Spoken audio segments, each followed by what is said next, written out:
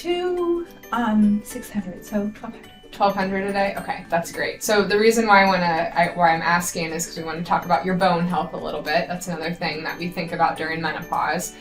So that's the perfect amount of calcium to be taking. The recommended amount is 1,200 to 1,500. So since you're getting that 1,200 in supplements, are you eating meats and cheeses, milks? Okay, perfect. Ice cream is great.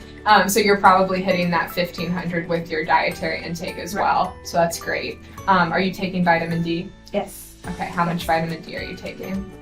I think about 1,000. Okay. But it's that much. Okay, I look at the bottle every day. that is totally fine.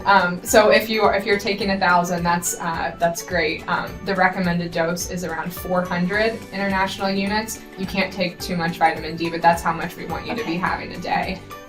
So the reason why these things are important is because during menopause, this is actually when you have the steepest decline in your bone density because estrogen acts to build up bones. So when you don't have the estrogen, your bone density starts to go down. So when you're taking calcium and vitamin D, it can kind of slow that decline and then decrease your risk for osteoporosis. So do you know what osteoporosis is? Okay, yeah, so just the weakness of the bones.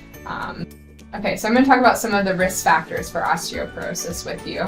So one of them is excessive alcohol use, being thin-framed and having kind of a low BMI, which is body mass index, long-term corticosteroid use, if you have any thyroid problems, if you live a kind of a sedentary lifestyle, so you don't do a lot of walking or weight-bearing exercise, and loss of height. So that's actually one of the reasons why we continue to measure your height as you get older, because we want to make sure that your height's not decreasing, because that can indicate your vertebra kind of are starting to shrink down from weak bones.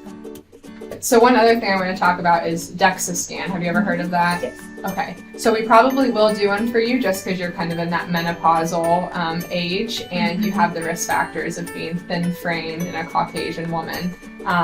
So what a DEXA scan does is it looks at your bone density. So usually it looks at your femur and then your spine too, and it'll give us a number that compares you to other people of your age, sex, and race. So it'll see if your bone density is lower than it should be.